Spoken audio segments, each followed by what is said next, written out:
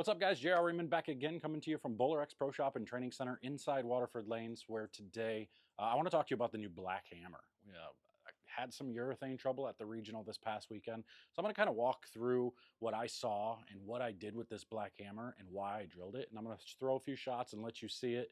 And we're going to discuss some of the lane play strategies with urethane. And we're going to talk about all that here. I got a typical 42-foot lead condition out here, and we're going to take a look at that here in a minute, so stay tuned.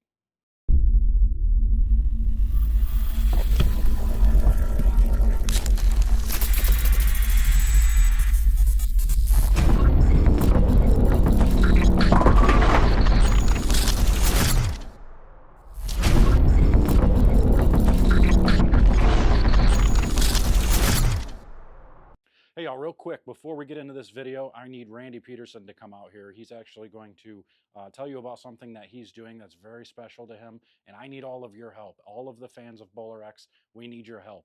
So Randy's going to tell you exactly what's going on. He's doing a raffle. We're going to be selling tickets. He's partnering with BowlerX, and we're going to be selling tickets for their raffle for charity.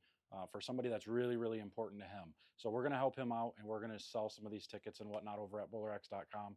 But I'm going to let Randy tell you a little bit about it before I go into any more detail. So let's listen to Randy. Hi, everybody. I'm Randy Peterson, and I've spent 30 years bowling on both the PBA and senior PBA tours. I've also been behind the microphone for the PBA tour for 25 years for our great sport. And I'm here today because someone dear to me needs help. And if there's one thing I know about our community, it's that we all come together in times of need. My goal is to raise $50,000 for my dear friend. In an effort to do so, I'm partnering with BowlerX to raffle off this framed picture from my Hall of Fame induction and my most prized possession, this custom one-of-a-kind diamond PBA Hall of Fame ring. For a chance to win, raffle tickets can be purchased at BowlerX.com, and open donations are also welcome. Thank you so much for taking the time to listen, and thanks in advance for any and all support. God bless. All right, so Randy obviously has that giveaway going on that he's doing for charity. He's got a good friend of his that's struggling, so he wants to help him out. So we're going to help him out as well, and I really need all of your help to also help him out. So if you could, hit the link in the description. You don't have to buy raffle tickets. You can just simply donate, but make sure to go hit that link in the description, and we certainly appreciate all the help from the BowlerX family and from Randy Peterson for his friend. All right, y'all, so I'm going to throw a few shots with this urethane ball. I just bought, yes, that's right, I bought a bowling ball. And I bought this bowling ball because I did not have one sent to me to do reviews on it. So I'm going to do a quick little review, kind of, sort of, in a way, on this one right here. And we're going to discuss the use of urethane because I struggled this weekend and I needed something just a little bit different. So I'm going to throw some shots and we're going to talk about this thing.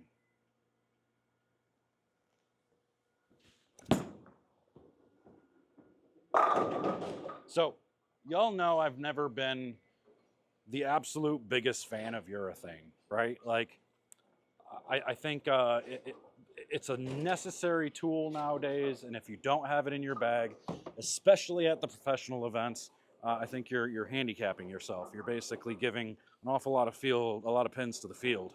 My issue this weekend was I had the red 78 and I had a tank.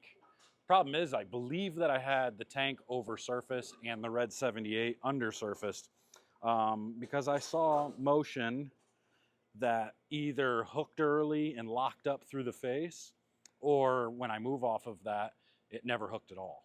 And that's an issue. So I drilled this to kind of counteract that.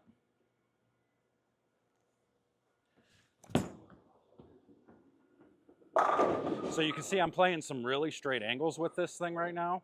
And that's what a lot of people do with urethane is they play the straighter angles.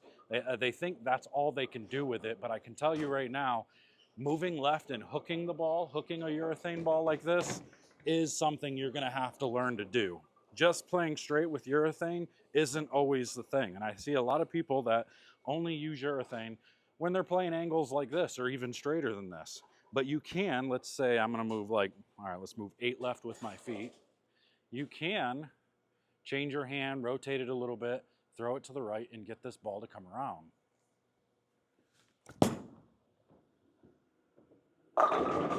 See, so yes, it flat 10s there, but it still makes good enough motion to where we can get the 10 out if we make some minor adjustments. So I'll make a minor adjustment here, hopefully.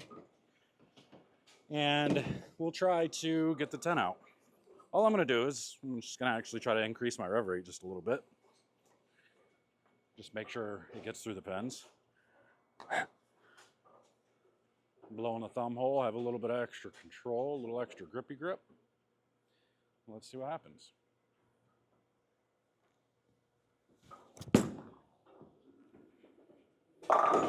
See, so you can go around the lane. You know, just because you flat 10, that doesn't mean you have to get out of that ball necessarily. You can go around it. You can give it a little bit more rev rate, a little bit more rotation, speed up, slow down. There's things you can do. Urethane are like the most versatile bowling balls, especially this black hammer, I'm noticing. It's a lot like a purple hammer. Like, it's really just like a purple hammer. It's just weaker. It's just not as strong overall as what the purple hammer was. And y'all know I love the purple hammer. That was a go-to ball for a lot of different people, and now this black hammer is the go-to ball for a lot of other people now. So we have to be able to use these bowling balls, and for me this weekend, I just felt trapped. Like, I felt like this is kind of what it looked like. I'm gonna try to mimic what I had. To where I would go like this. I would be straighter with the urethane, and it would hook early and get offline. And it would be, I mean, not that extreme, but it would hook early, get offline, and then when I moved left, it almost felt like the ball never hooked at all down lane. Now, I'm not gonna say it was the bowling ball. Clearly it wasn't the bowling ball, you know, as far as, you know, the ball itself being bad. It was me not putting the correct surface on the ball and being prepared. Because I'll be honest, at practice session the day before, I didn't throw urethane at all. I saw how flat they were, and I was just planning on using like an IQ Tour and just playing super straight angles. And yeah, that was not in the bag that next day. So anyway, so once I went high like that, then I would like say move left just a little bit and, you know, try to make sure it didn't overhook in the front, and I would get a lot of this.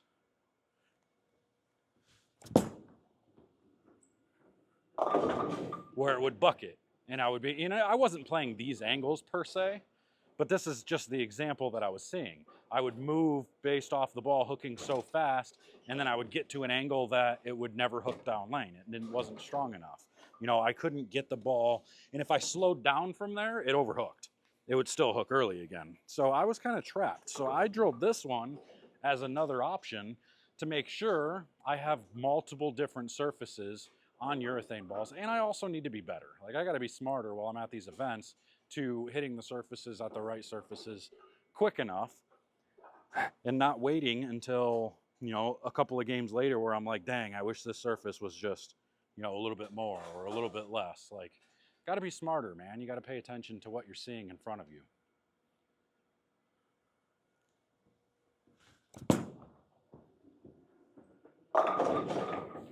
So that's a typical type of urethane reaction. You see it start to pick up in the middle of the lane, and then it kind of gets a little lazy, but that's not a big deal. Like, those are, the reason for urethane is mainly just to keep the ball, especially when the lanes are flatter, to keep the ball in play, to keep the ball in the 1-3 pocket or the 1-2 pocket for lefties. You're trying to get a bowling ball that in your hand that is really predictable, and you can just keep the ball in front of you. And a lot of the times, on these super flat patterns that we bowl on, these 1-to-1, 2-to-1 type patterns, you know, you do actually end up seeing more room for error with these types of balls because they hook so much earlier a lot of times. You can get these to hook earlier and take the hang that's to the right out of play. So you can have room to the miss to the right. So you miss to the right, the ball hooks soon enough that it never gets to the hang and it still picks up and hits the pocket. And then you miss left, and it's urethane, so it's still nice and smooth and predictable, so it gets down lane and it still hits the pocket. So that's why urethane is used in a lot of these cases. So, but for me, I do like to use it with these types of angles right here.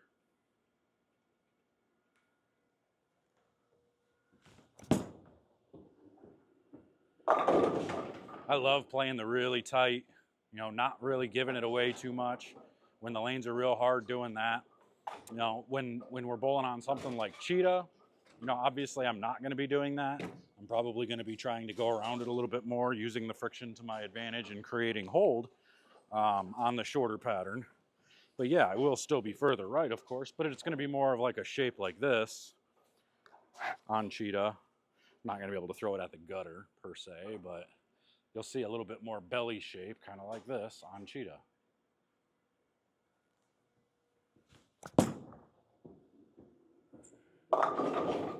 To where you get it to come off of the friction and it hooks, you know, obviously too much there.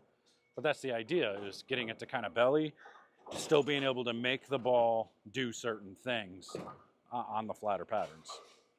All right, y'all, there you go. So that was kind of just a short demonstration of the Black Hammer, what it's capable of, and the ways that I use it, and the reasons why I drilled it versus having some of the other ones as well. I'm going to have all the other urethanes with me as well, but this is just something a little bit different that will add to my bag. I need to have these more options so I don't get trapped like I felt like I was trapped this weekend. And again, I felt trapped because I did the wrong things. Like, as soon as I saw the way my urethane reaction was, it threw my angles off, and I was doing the wrong things pretty much the rest of the day, which happens. It is what it is. It's been a long time since that's happened, to where I've been so lost and confused that I had, you know, where I missed caching by, what did I miss by, 50 pins? Like, I know that doesn't sound like a lot. That's just, that's just a couple of hits. But in my mind, like, I should never miss caching. Like, I should at least cache, if not make pretty much every regional cut. And I know that sounds arrogant and whatever. You can say what you want to say there, but I've been doing this for a long time, and it is frustrating once you get to this level to have days like that where you just see it wrong, you know. So anyway, that's all I got for you. I hope everybody has already clicked on that link over at BowlerX.com. There's going to be a link for this ball down there, and there's going to be that link for Randy Peterson's raffle, his giveaway there. So make sure to click on that link, and please, please, please, if you can participate in that, please do so. And I really appreciate everybody that does. So that's all I got for you today. Until next time, I'll see you guys later.